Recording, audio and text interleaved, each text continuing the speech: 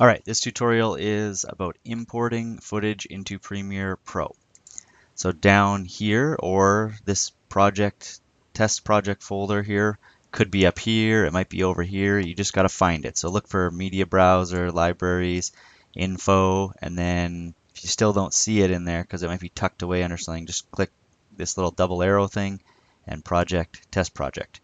And it's down here. Then we go File, Import, and this is going to look different than what you have, but you know to go to the Video D folder, find your name, your video folder, and then whichever project you're working on, hopefully you put your footage in that folder and you can import from there. To import, you can, so if I went to a list here, or let's go to, yours might look like this. So you can click into negative space over here and then highlight a whole bunch that you want.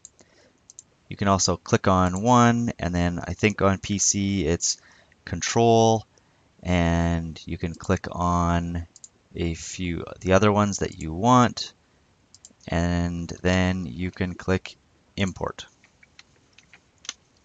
When they import, they will pop up over here, and if you click on one and then click on it shortly after, you can rename them.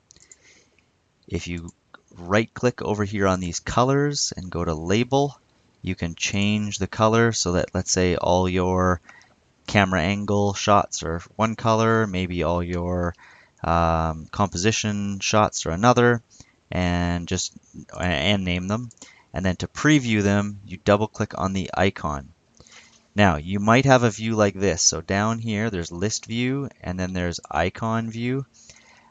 Icon view is nice, obviously, because you can scroll through your footage and kind of see what the clips are before you bring them in. However, sometimes this crashes the computer.